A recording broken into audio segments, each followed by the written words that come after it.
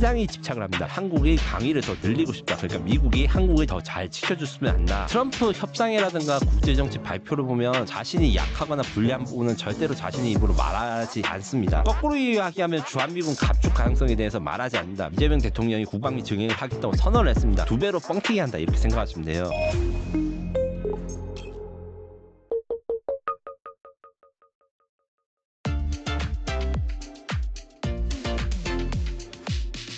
그런데 이제 트럼프가 반대로 이제 엄청 세밀하게 그러니까 모든 것을 다 계획대로 했기 때문에 다 알고 있다. 이렇게 보기에는 트럼프의 말실수라든가 굳이 안 해도 되는 손해가 굉장히 많습니다.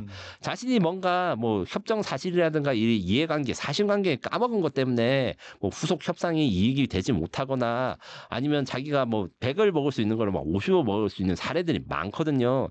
트럼프는 아마 그래가지고 이제 큰 틀, 그러니까 미국의 이익을 위해서란 큰 틀에서는 전략적으로 행동한 게 많으나 트럼프의 모든 행동, 그러니까 트루스 소셜 SNS에 올리거나 여러 가지 막말을 하거나 아니 왜 이렇게 행동하는 것에 대해서 모든 게 다 트럼프가 정밀하게 대응된 뭐 이런 것으로 생각하시는 건 또 판단을 이제 그르칠 수가 있어요. 트럼프는 국수적으로 그러니까 작은 미세한 부분에 봤을 때는 실수를 많이 하나 이 실수를 많이 하는 게 트럼프의 그 행정부 그러니까 트럼프 밑에 참모진들이나 이런 것은 다 상수로 두고 이야기를 하고 대화하기 때문에 트럼프랑 협상을 하거나 이런 결과 이런 것들에 대해서는 대부분 다 문서로 남기지 않으려고 해요. 이것은 사실 우리나 아니면 그 트럼프의 카운터파트가 원하는 것도 있지만 트럼프 스스로가 원하는 것도 있습니다. 트럼프가 큰 거 그러니까 무조건 너네들은 미국 이익이 되는 행동을 해야 돼. 요것만 주도적으로 하고 이것이 되고 있는지 안 되는지 점검을 하지만 미세하게 뭐 어떤 나라라든가 어떤 현상에 대해서 말하는 것들은 팩트 관계가 너무 틀린 게 많잖아요. 요거는 사실 틀린 것들을 이제 대부분 다 국제정치에서 적응이 됐어요. 아, 트럼프는 틀리는구나. 세부적인 내용은 이제 실무자들이랑 협상을 하고 결정하거나 요 스타일이 이번에 관세 협상에서 모든 나라들이 한번 배웠거든요. 앞으로도 트럼프 정부가 지속되는 이상 큰 틀에서는 트럼프는 반드시 미국의 이익을 관철해야 될 것으로 집중하고 집요하게 파고들지만 세부적인 내용이나 멘트에서는 실수를 많이 하고 이것들에 대해서 일일이 의미 부여를 하면 역으로 오히려 당할 수가 있다. 상대방에 대해서 이건 연애랑 비슷한 거예요. 이게 상대방이 그 어떤 생각을 가지는지 보는 거에 대해서 안 보고 무신경하면 당연히 차일 수도 있지만 하나하나 사소한 행동, 뭐 클릭을 잘못하거나 뭐 페이스북에 사진 하나에 대한 의미를 해석하고 이렇게까지 하면 신경질적이 되고 결국엔 싸움이 일어납니다. 이거랑 똑같은 원리가 사실 이 국제정치, 트럼프가 주도하는 국제정치의 질서 혹은 법률이 된 거라고 생각이 듭니다. 그렇다면 어쨌거나 이 베네수엘라에 했던 것처럼 이 북한이나 아시아에서도 이 트럼프가 비슷한 액션을 취하게 될까요? 이 관점에서 저는 그렇게 하지 않을 것이라고 봅니다. 이제 다음 부분에서도 이야기를 할 건데 결국엔 베네수엘라를 선택한 가장 좋은 이유는 미국의 국익이 해치거나 아니면 미국의 경제에 직접적인 손해를 끼치거나 문제가 생기지 않을 국가를 고른 것이거든요. 이 국가를 공격해야 될 필요성보다는 이런 관점을 봤을 때 동북아시아는 너무 크리티컬한 부분이 났습니다. 미국의 경제, 미국의 사회에 뭐 쉽게 말해서 현대자동차랑 삼성전자의 반도체가 없어졌을 때 트럼프가 미국 경제를 어떻게 감당할 수 있을 것인가 감당하지 못합니다.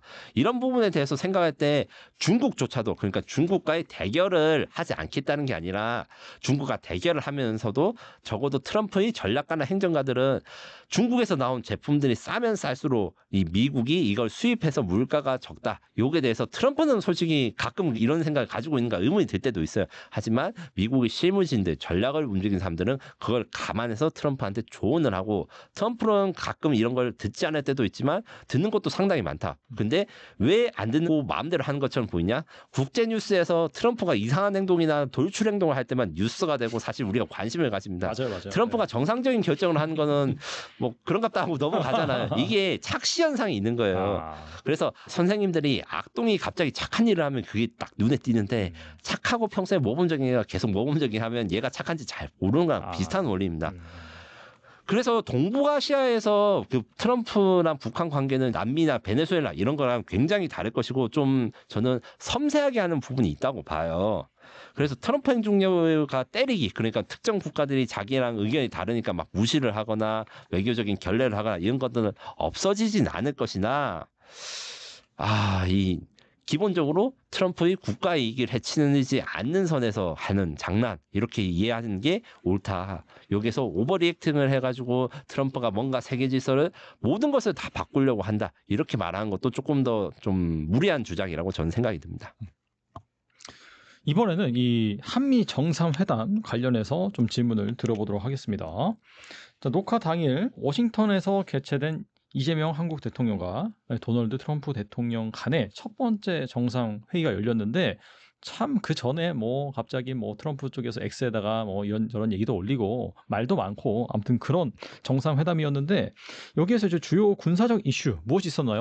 네, 이제 정치적인 부분은 대부분 다 이제 시청자분들이 불편한 내용을 다 거른 다음에 팩트만 이렇게 전달을 드리자면 주요 주제는 일단 한미동맹의 현대화, 그다음에 주한미군의 역할 확대에 대한 이슈가 있었고 방위비 분담금에 대한 이슈, 그다음에 핵 억제력 강화, 방위사업 협력 강화 이런 이슈가 있었는데 공동 발표문이 없고 트럼프랑 그다음 대통령 회의 결과의 브리핑 내용 정도만 이제 있기 때문에 명확하게 명시적인 것이 없어서 어떤 건 있고 어떤 건 아예 언급이 안 된 것도 있어요. 하지만 언급이 안 됐다 해서 논의가 안 된 것은 아니다. 이렇게 전제를 가지고 보셔야 되는데 한미동맹 현대화는 무엇인가? 현대화라는 의미가 왜 현대화냐면 현대의 의미는 그 반대말은 과거잖아요.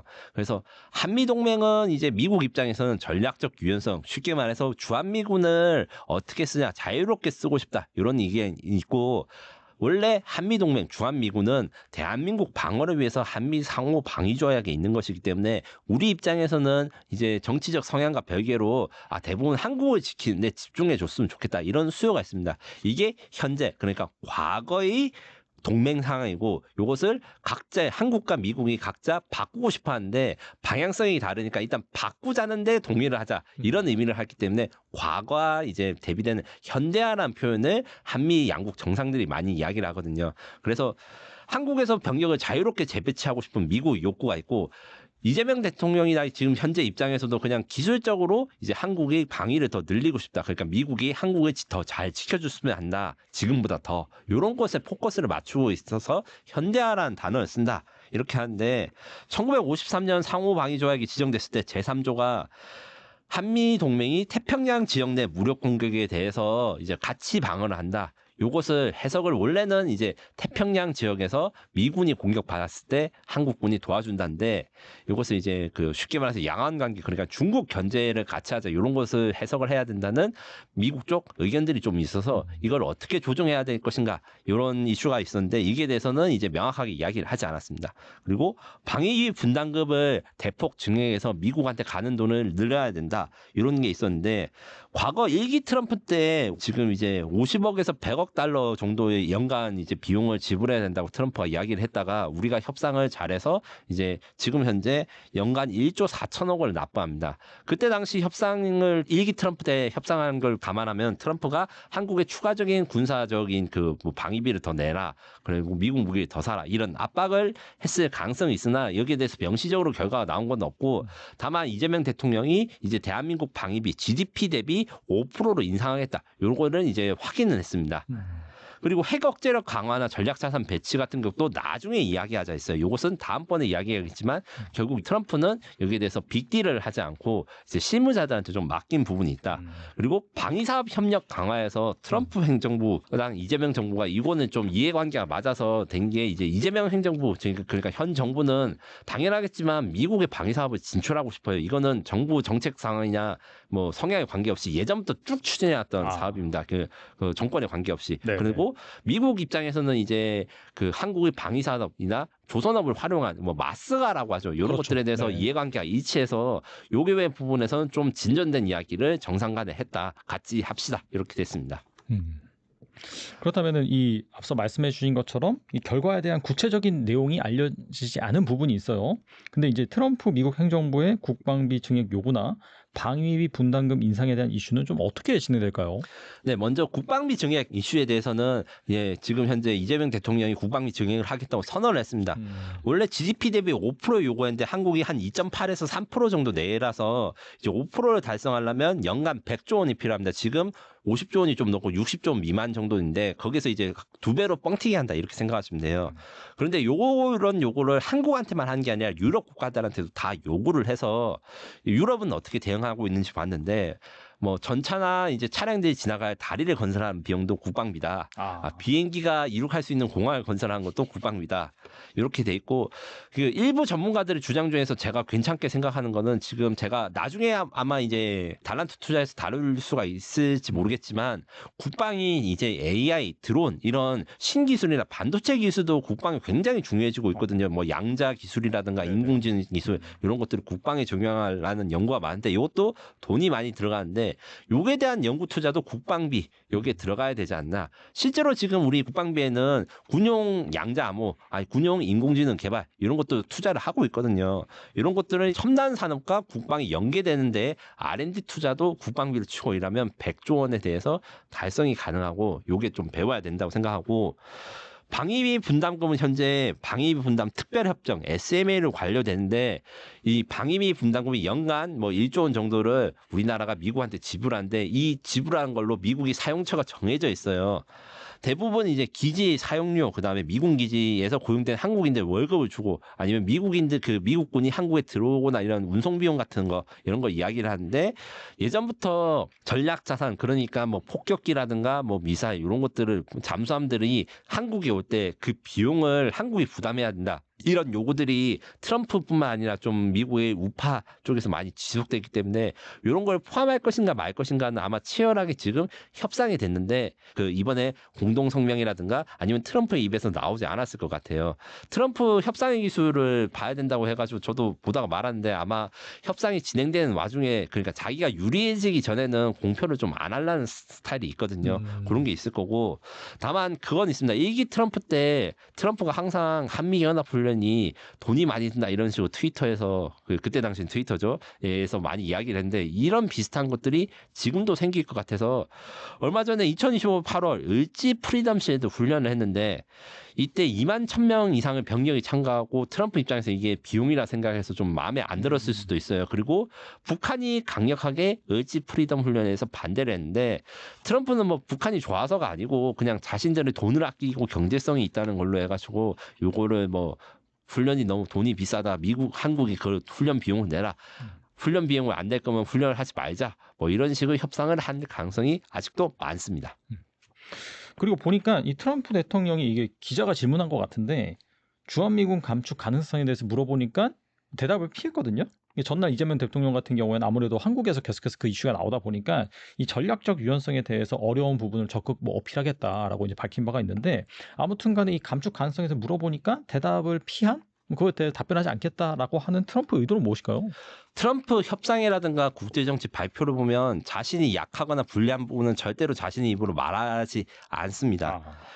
결국에는 자신이 뭔가 말했을 때 미국의 이익에 반하거나 아니면 상대방 국가에 퍼준다는 이미지를 받을 때 자신이 이걸 발표하지 않고 실무 협상으로 해가지고 자신이 밑에 사람들한테 넘기는 경향이 있는데 거꾸로 이야기하면 주한미군 감축 가능성에 대해서 말하지 않는다. 미국이 이익이 된다면 나는 주한미군도 감축하고 이제 한국한테 돈도 더 받기로 했다. 이렇게 말을 했겠죠. 근데 그렇게 되지 않은 걸로 추측을 할 수 있는 이유가 있어요. 추측을 할 수 있는 설이 있는데 실무 협상에서 트럼프가 딜을 망치고 싶지 않다. 그러니까 한국한테 더 얻어낼 게 많은데 자기가 함부로 이렇게 말을 했다가 한국이 협상을 파토내거나 이랬을 때 미국이 뭔가 얻어갈 게 없다. 미국이 얻어갈 게 있으려면 자신이 조용해야 된다. 이런 생각을 가질 수 있는데 이런 게 그 협상의 기술 같은 게 보면 요구 조건을 트럼프가 뭐 말도 안 되고 이렇게 좀 억지를 부린다 생각할 수 있지만 그 억지 결과는 합리적이다. 이렇게 말을 하거든요. 무슨 말이냐면 처음에 요구 조건은 무리한 걸 낼 수 있어도 이제 협의를 하다 보면 서로 간에 납득할 수 있는 부분이 생긴다. 그래도 내가 더 많이 가져가야 되지만 이런 식으로 협상의 기술이 나와 있어요.